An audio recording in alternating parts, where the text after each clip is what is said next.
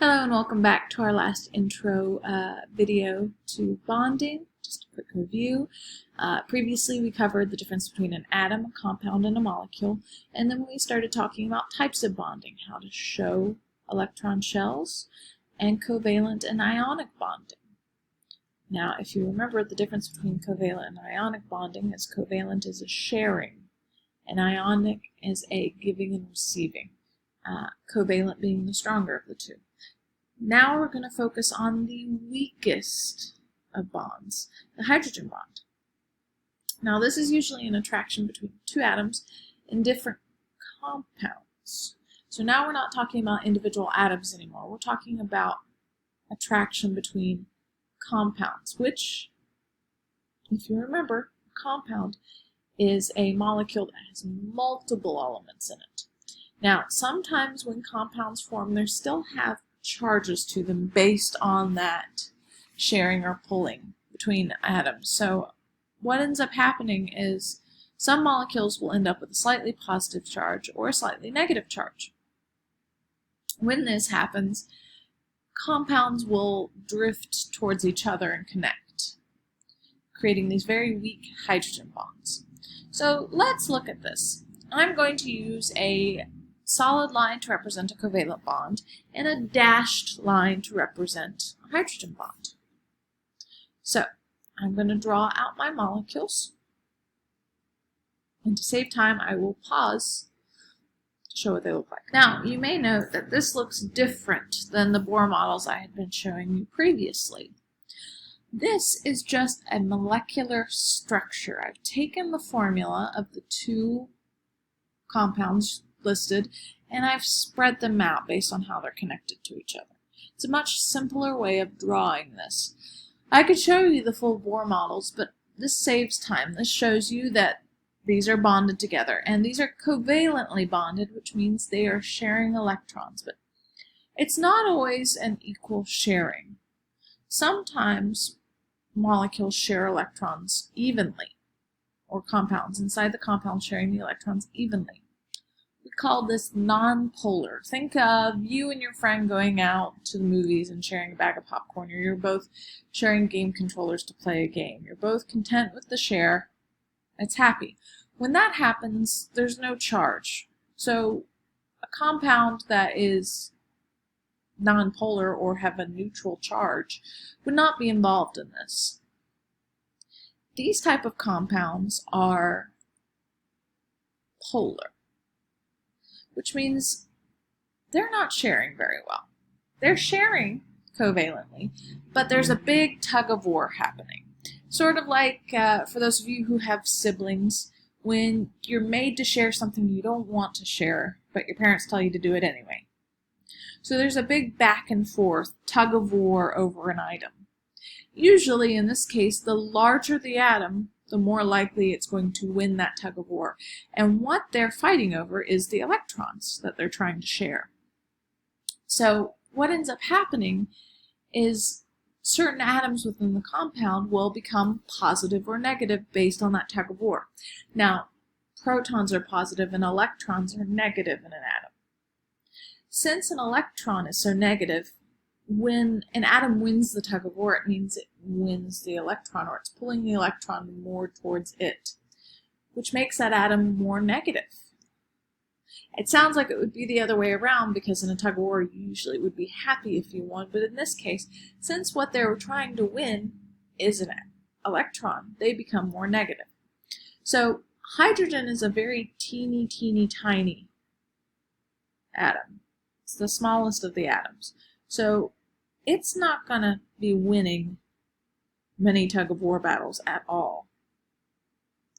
So it's always going to be slightly more positive in its covalent share. Nitrogen and oxygen are much bigger. So whenever they are sharing electrons with hydrogen, they are going to win that tug-of-war battle, pulling the electrons more towards them and making them more negative. So what ends up happening is there is charges within a compound. You end up with some positives and some negatives. And when these two compounds get close together, they will start attracting each other at certain points. You could have an attraction point. Fix that really quick. An attraction point here between the negative nitrogen and the positive hydrogen of another. Or instead, you can have an attraction here between a positive hydrogen and a negative oxygen. It's a constant tug of war happening. This is actually how water molecules link to one another too. Hydrogen bonds usually are involved with compounds that have hydrogen atoms, and the hydrogens are usually paired with a tug-of-war champ, an electron hog, usually oxygen or nitrogen. They're very weak on their own. Each one of those bonds easy to break, but together they're incredibly strong. It's like the difference between shredding a piece of paper, which is one, and shredding a phone book. So by themselves, an individual piece of paper is super easy to destroy. Phone book or a textbook, trying to rip that in half with your bare hands, not going to happen. So this helps water in itself have some of its unique properties, which we'll talk about later. And the last thing we're going to talk about in this video is something different than what we've been talking about before, something else that I know you didn't get to cover as much in middle school, and that is the difference between an ion and an isotope. Now, you'll learn more about this in chemistry, but I wanted to at least touch base with this and so you know what they are. So, in a normal scenario, the atomic number of an atom tells you protons, electrons, and possibly neutrons. Usually the mass tells you exactly how many neutrons. But in some cases, we have different versions of atoms. You have, for instance, hydrogen, which has an atomic number of 1 that tells you there's 1 electron. Hydrogen also has a mass of 1, which means there are no neutrons, but sometimes they're different. So let's look at this.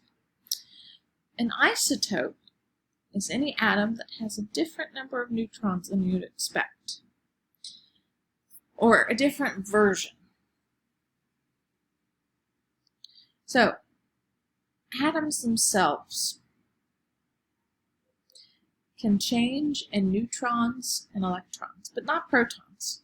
If you change the proton, you change the element, because the protons determine whether you're looking at a carbon or an oxygen or a selenium or beryllium or iron.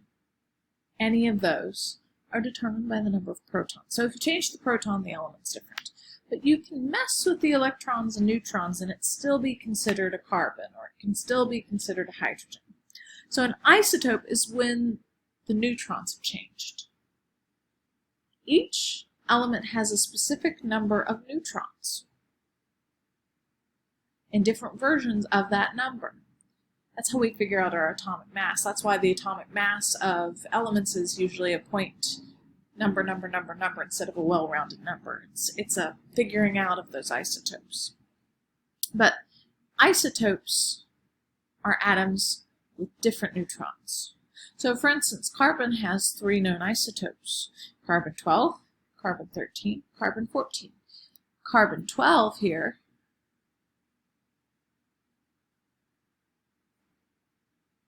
means that it has a mass of 12 and an atomic number of 6, which means it has 6 protons, 6 electrons, and if you do the math, 6 neutrons. Carbon-13, which is carbon with 13 mass and 6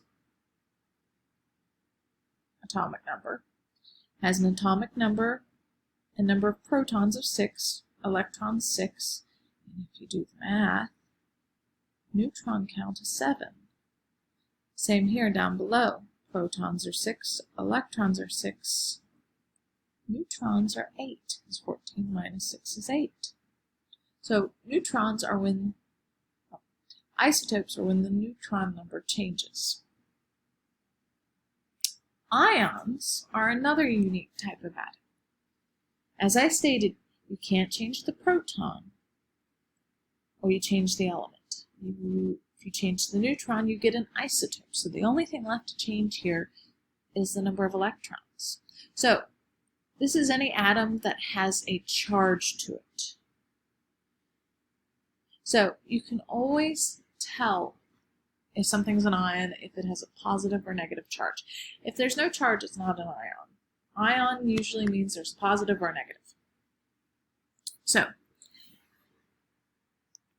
if an atom has a negative charge, that means it has an extra amount of electrons. We call those anions, or the anti-ion. Positive ions means they're lacking electrons. There's more protons than electrons. They're missing pieces. We call those cations.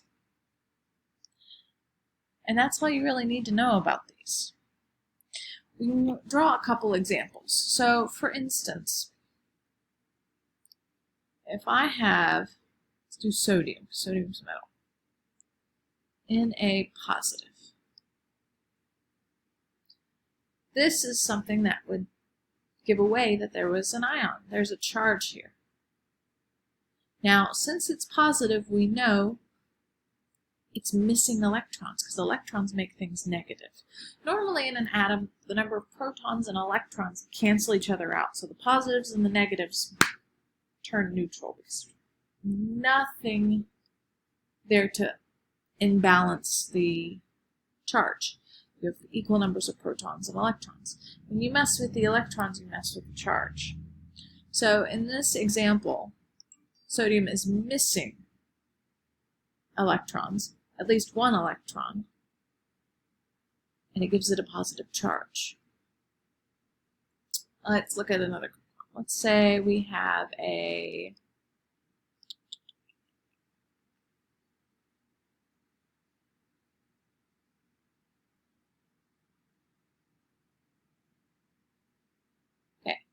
this is copper. So based on the negative here, we know it is with extra electrons. We have extra electrons here because there's a negative charge.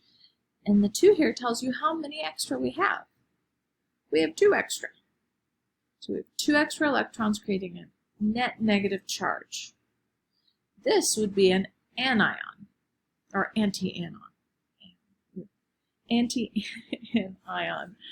It is a negative charge. So that's really all you need to know about hydrogen bonds and isotopes and ions. You'll cover isotopes and ions more thoroughly if you take chemistry later on. But that's it for me, and that's it for the prequel into the class. A little review is done. We're going to move on to the content next. If you have any questions, let me know.